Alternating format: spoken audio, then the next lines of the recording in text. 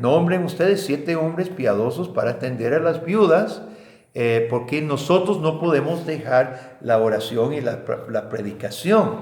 El anciano se dedica, el pastor se dedica a la enseñanza de la palabra, el pastoreo, el diácono atiende las necesidades físicas de las personas. Entonces ahí se divide entre los ancianos y los diáconos. Y ahorita vamos a ver cómo son Pastor, establecidos. una pregunta, este tema de imposición de las manos, que eso es otro cliché muy normal en los ambientes pentecostales, de que se usa la imposición de manos, la gente lo pone como para sanidad, profetización. Aquí es el presbiterio. Sobre el al que grupo está anciano. designando, ¿verdad? Es el presbiterio. Nosotros creemos en la sucesión apostólica. Es aquí en los cuerpos eclesiásticos cuando no ordenan a un pastor, ¿verdad? Esa es la imposición. Es simbólico de que desde Cristo en adelante, Cristo, veamos, ok, aquí entonces el punto es el presbiterio ordena. Ahora vamos a Efesios capítulo 4. Efesios capítulo 4 para ver quién es el que establece pastores y maestros. Efesios 4 del 8 y 9 está hablando de Jesús subiendo a lo alto, llevó cautiva la cautividad, dio dones a los hombres. Está hablando de Jesucristo, ¿verdad? 10, el que descendió es el mismo que también subió por encima de todos los cielos para llenarlo todo. Y él mismo, versículo 11, ¿lo ven? Efesios 4, 11. Él mismo, y la frase en el original es específico, es geautos, es el mismo, ¿verdad? No es simplemente él constituyó, es él mismo. Pablo está enfatizando que Jesucristo él mismo, o sea, no se traduce exactamente así, él mismo, pero es enfático, él mismo, Jesús constituyó a unos apóstoles, otros profetas, otros evangelistas, otros pastores y maestros, a fin de perfeccionar a los santos para la obra del ministerio, para la edificación del cuerpo, hasta que todos lleguemos a la unidad de la fe, del conocimiento del Hijo de Dios. Y ahí sigue. ¿Quién es cabeza de la iglesia? Jesús. ¿Cómo opera la cabeza? ¿Cómo pastorea su iglesia? Jesús. Aquí está. Maestros y profetas y pastores. Ahora, nosotros sabemos que los apóstoles ya no hay. Pablo mismo dice que él fue el último, ¿verdad? De los apóstoles.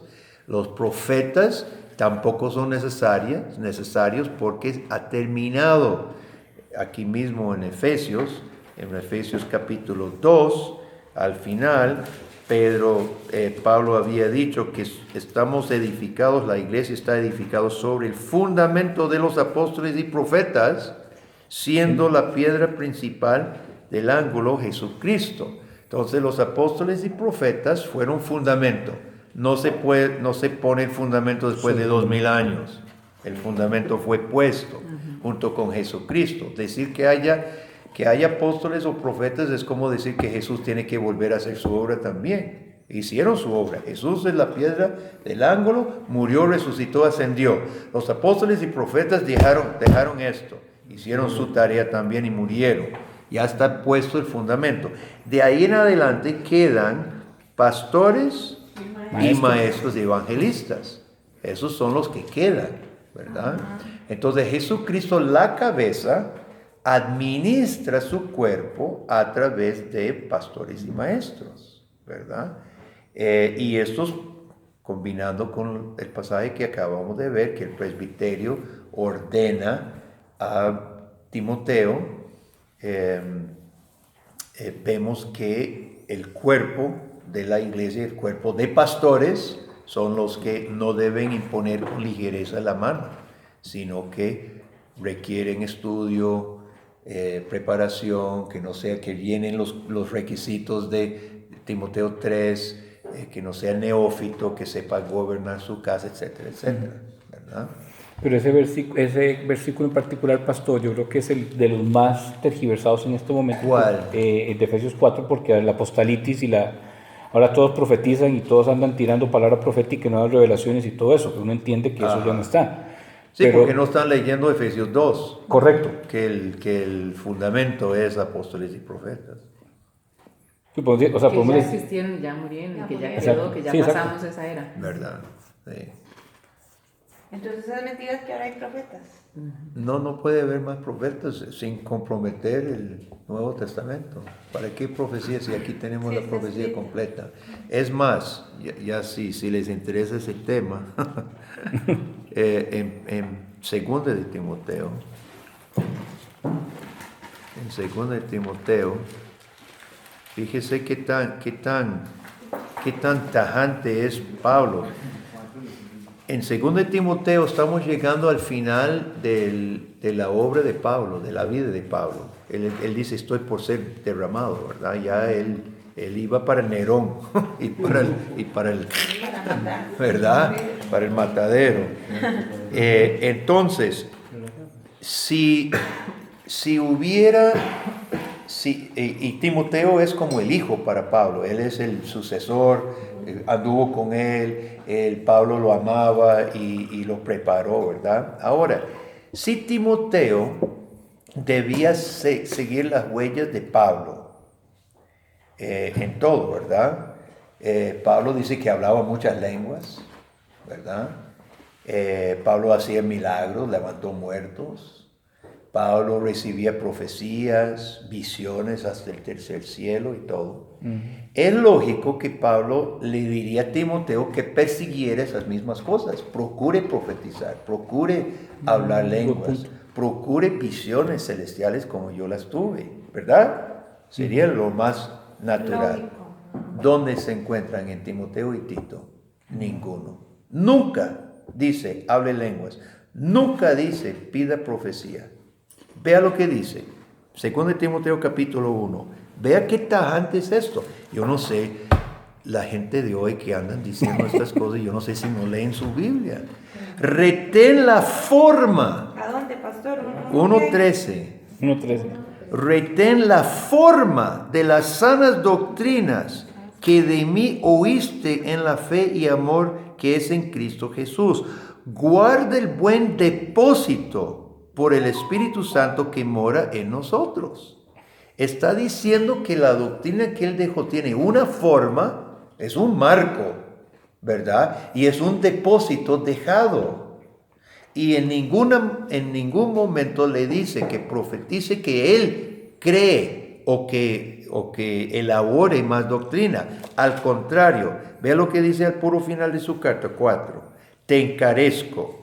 Y ese es otro término fuerte. Es encarecer a alguien fuerte, ¿verdad? Lo está confrontando. Te encarezco. 4:1, el mismo. 2 Timoteo 4:1.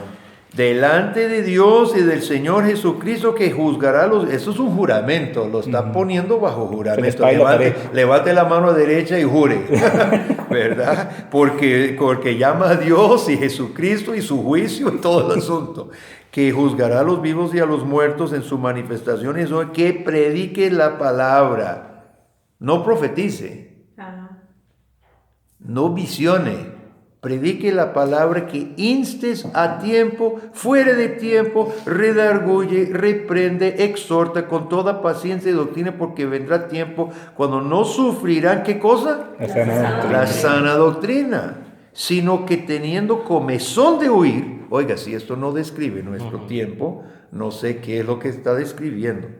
Comezón de huir se amontonarán maestros conforme a sus propias concupiscencias, y apartarán de la verdad el oído y se volverán a las fábulas.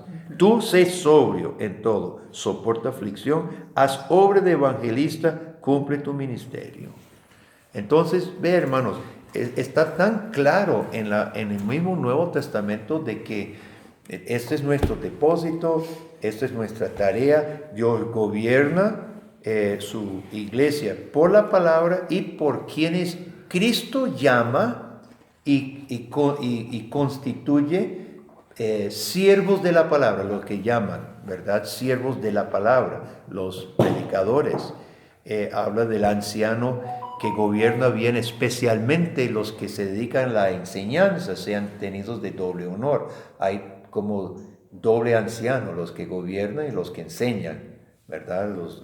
El oficio de anciano como que se divide en dos. Algunos son capacitados especialmente para la enseñanza, otros apoyan en la administración de la iglesia y el pastoreo, y están los diáconos. Entonces la iglesia correctamente organizada tiene esos tres oficios desde el Nuevo Testamento. Analice a la luz de este capítulo, analice la frase, hoy no puedo ir a la iglesia porque me siento mal. ¿Cómo lo podemos analizar? Qué complicado, pastor, eso. No puede ir a la iglesia porque juega a prisa o juega a la serie. Peor todavía. Qué complicado, ¿ah?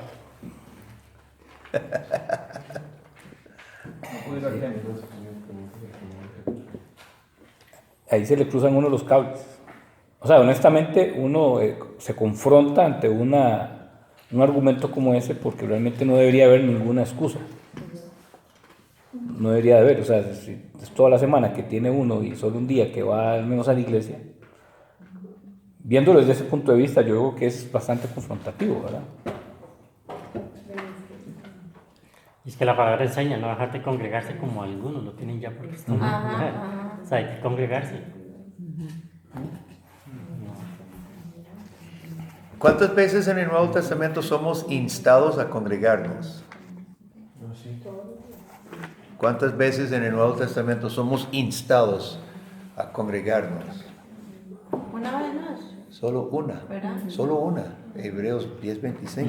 ¿Y por qué solo una vez? Si es tan importante por ser, uno podría decir, yay, tal vez significa otra cosa. Si es solo una vez, tal vez no es tan importante. Con base en todo lo que hemos estudiado, ¿por qué no hace falta ni una vez? Suficiente. Porque ni una vez es necesario un solo versículo. ¿Por qué no hace falta ni uno?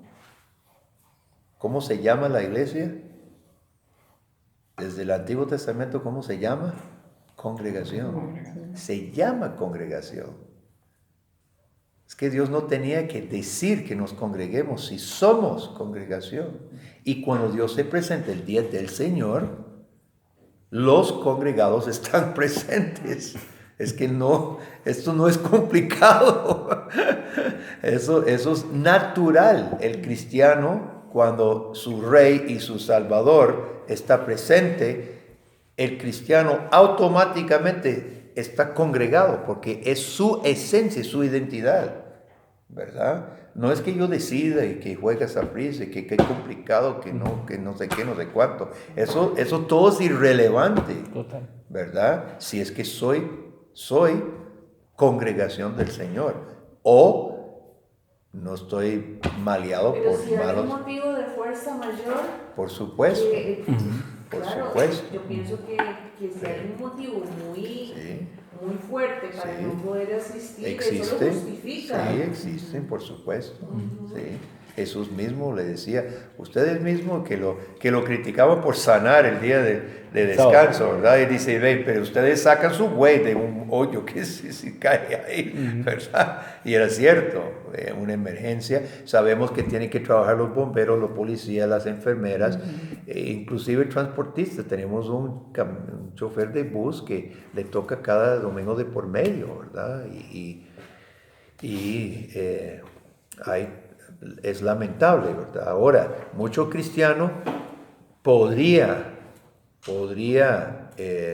acomodar mejor su tiempo, ¿verdad? Podría. Muchas veces decimos, es que por fuerza mayor y rebajamos bastante el estándar de fuerza mayor, llega a ser Saprissa y la liga juega, ¿verdad? Entonces... Pero ahorita, pastor, por ejemplo, hay una nueva ola de mucha gente decepcionada de las iglesias cristianas que están promoviendo lo que le llaman volver a la iglesia primitiva, de congregarse en casas. ¿Verdad? Y hacer, digamos, lo que estamos haciendo nosotros, que al final esto es congregación, estamos dando gloria, honra a Dios, está bien, pero lo están sacando de un contexto que ya para que sea, digamos, los domingos, en vez de ir a un culto donde no hay un pastor, sino que hay varias personas, más o menos el mismo concepto, pero lo están llevando hacia un, le dicen iglesia de Berea o iglesia primitiva, y eso es una ola que está cogiendo mucho auge, y entonces dicen, es que como todos los pastores están perdidos y estamos tan decepcionados de todos los desórdenes de iglesia, entonces ahora eso es una tendencia que está creciendo muchísimo, ¿verdad? Pero ¿hasta dónde sería sano o no? Número uno, no es nuevo. Desde que vengo a Costa Rica existen estas células, ¿verdad? Estas rebeliones, son reacciones y rebeliones contra la iglesia institucional que en una u otra forma los ha defraudado, ¿verdad? Entonces, probablemente muchos tienen cierta razón en que no encuentran un pastor preparado, son unos bateadores que ya no soportan más, abusan probablemente muchos han tenido una mala experiencia. Lo que pasa es que esa tendencia de rebelarse contra la iglesia institucional y volverse a las casas es un deseo de autonomía. En el tiempo de la Reforma, el siglo XVI, podemos aprender muchísimo de la historia, ¿verdad? Los anabautistas hacían eso, ellos desecharon el pastorado, como los cuáqueros se sientan aquí y todos profetizamos, ¿verdad? Que todos somos iluminados y rechazan un pastorado oficial, ¿verdad? Ahora, los anabautistas lo hacían el tiempo de la Reforma. Los reformadores rechazaron ese camino porque no es bíblico, ¿verdad? La iglesia puede reunirse en una casa. Los chinos tienen que reunirse en casas porque los persiguen, ¿verdad? No pueden llevar ni Biblias, tienen que tener pedacitos de papel en algunos lugares y están persiguiendo más ahorita la iglesia en la China. El punto no es el lugar, es más, el problema es antiinstitucional. La iglesia es una institución, tiene una administración y tiene personas que, ya lo acabamos de leer, Cristo mismo constituyó algunos, estos y otros, ¿verdad? Entonces estamos negando una organización bíblica en favor de ¿qué? En favor de una igualdad, es autonomía, ¿verdad? Es mucha autonomía. Y no queremos que nadie esté poniendo a nadie en disciplina en ese tipo de iglesias. Es todo voluntario. Su teología parte de que yo hago iglesia, no parte de una sana doctrina, que es Dios que está haciendo esto, número uno, ¿verdad? Y parte del deseo de tener absoluta libertad de asistir o no asistir, de que nadie me esté diciendo nada. No hay ningún concepto de pastoreo y responsabilidad mutua, ¿verdad? Entonces es nocivo, el movimiento es nocivo. Sí, o sea, no está tan comprometida la persona. No hay compromiso, ¿verdad?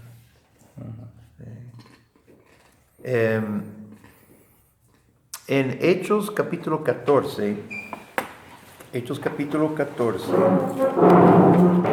fíjese lo que dice Lucas en Hechos 14, 23.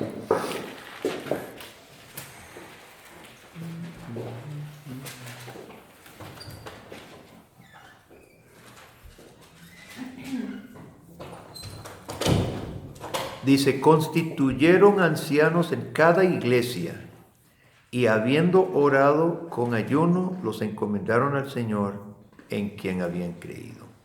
Pablo hace un recorrido por Asia Menor y Lucas dice de forma muy natural, ¿verdad? No delibera mucho, no amplía casi nada, pero simplemente lo dice como algo que hacían en todo lado, casi, ¿verdad? Y constituían ancianos en cada iglesia. Ahora es interesante el término que se utiliza, y esto lo nota Juan Calvino, el término que se utiliza para constituyeron. Nosotros necesitamos toda una frase completa para decir qué es, porque tiene que ver con muestra de manos. Es un término, y griego es un solo verbo, ¿verdad? Pero es el término que se utilizaba en los juicios cuando decía, ¿cuánto dice que es culpable? ¿Y cuánto dice que es inocente? Muestra de manos. Es el término que se utilizaba en los tribunales cuando había un jurado y tenía que definir culpable mostrando la mano. Esa es la base del verbo mostrando la mano. ¿Qué quiere decir esto? Que las congregaciones proponían, al igual que en Hechos 6, los apóstoles no designaron los diáconos. Ellos dijeron, tráiganos. Y fue el pueblo que trajeron 7 de hombres idóneos. Es lo mismo que está pasando en estas iglesias. La congregación está nominando, por decirlo así, está proponiendo a los hombres fieles, ¿verdad? Piadosos, y entonces los apóstoles reconocían. Ellos entonces ya los confirmaban, por decirlo así, como ancianos en cada iglesia. Entonces el punto es 2, la participación de la congregación, muy importante. La iglesia, los abusos en la iglesia es cuando el pastor dice, yo quiero que usted sean mis ancianos. Yo digo, eso es terrible, ¿verdad? Esa argolla es fatal. Debe ser la iglesia que reconoce conforme a los principios bíblicos, porque hay una lista de cualidades, ¿verdad? Entonces debe ser el pueblo que ofrece. Se puede votar, lo más favorable es tener 4 y pedir 2, elegir 2, o tener 6 y elegir 3, ¿verdad? Una buena votación entre varios para que sea popular, para que el apoyo sea bastante. Y luego los representantes del presbiterio, en nuestro caso, los ordenan, ¿verdad? Eso es sano. Eso por un lado. Segundo, los apóstoles veían la necesidad de que las iglesias tuvieran ancianos ordenados, ¿verdad? No se fue Pablo sin constituir ancianos en cada iglesia. Y eso milita en contra del concepto de un rejuntado de gente que ya ahora es iglesia, ¿verdad? Como dijimos, es Cristo que fundó la iglesia, es Cristo que administra la iglesia. Nadie puede comenzar una iglesia. Los mismos reformadores no pensaban que estaban empezando iglesias presbiterianas, estaban reformando la iglesia que se había maleado. Nadie puede comenzar una iglesia, nadie. ¿Cómo es eso? Que usted funda una iglesia, que usted empieza una iglesia. Es Jesucristo. Yo en mi Biblia dice, yo edificaré mi iglesia. Es Jesús entonces debe haber una sucesión apostólica. No tenemos derecho de fundar iglesias, ¿verdad? Bueno, más o menos se nos ha acabado el tiempo. No, lindísimo, muy bonito, muy interesante. Sí, muchas gracias. ¿Alguien con preguntas o algún comentario? Hable ahora o calle para siempre, dirían.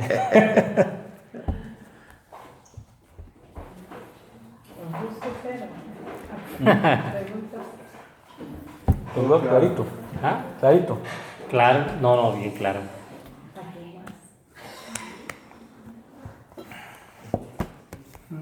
Es un tema muy importante, es importante para nuestros tiempos en que estamos viviendo, porque hay mucho malentendido y mucho desorden en la iglesia. ¿Y qué es lo que pasa?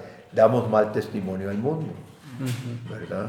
Yo creo que hay mucho resentimiento de las iglesias y simplemente, inclusive nosotros en algún momento hasta lo pensamos, no tenemos que congregarnos, nos reunimos nosotros y basta, ¿verdad? Porque salimos decepcionados de una iglesia. Ahora, cuando llegamos, hablamos del caso de Carlos Chaverri, que lo viste que salió ayer. Está en todas las noticias, el pastor que tiene 3 escuelas. Y bueno, como salieron de nosotros, pero nunca fueron de nosotros, ¿verdad? Lo dice clarita la palabra. Y hoy salió en el seminario de universidad, que fue el que sacó el tema a relucir por un medio de un padre de familia que conocía, ahí estuve leyendo dónde salió el tema, conocía a uno de los periodistas y desarrolló la noticia y ahora ya es un boom, el tipo ya... ¿Qué fue lo que paró? El tipo ayer, bueno, ya todavía no está en la cárcel, pero ya lo arrestaron, o sea, tiene 2 meses de prisión preventiva, porque ya hay 5 demandas de abuso que al parecer puede llegar a 50 mujeres abusadas. Y hoy salió en el seminario de universidad de que el tipo había puesto como regla en las 3 escuelas y colegios que él tenía a los niños pegarles con una vara de madera, aplicando varias reglas del Levítico, ¿verdad? Y atrás de eso puso que si tenía las nalguitas ya moradas de estarle pegando, que le pegara por las plantas de los pies o en los muslos. Y entonces ya varios padres pusieron la demanda al PANI. Cuando el PANI llegaba, nadie decía nada, todo el mundo callado porque estaban bajo la autoridad del pastor, ¿verdad? Pero específicamente es eso, lo que decía Carlos Ernesto. Yo creo que la gente está ahorita, y ese es el tipo de acciones que denigra y pone el cristianismo, y tras de eso él fue un gran apoyo para Fabricio Alvarado en las últimas elecciones, junto con Ronnie Chávez. ¿En serio? O sea, Fabricio tiene las hijas en una de las escuelas de este pastor. ¿En serio? Entonces el tema está bien político, o sea, se está cruzando demasiado y obviamente la prensa lo está utilizando como una muy buena palanca para atacar el cristianismo, ¿verdad? Es lo que pasa, ¿verdad? Y no ayuda. Yo nunca me alegré ni siquiera cuando los sacerdotes caían. Yo nunca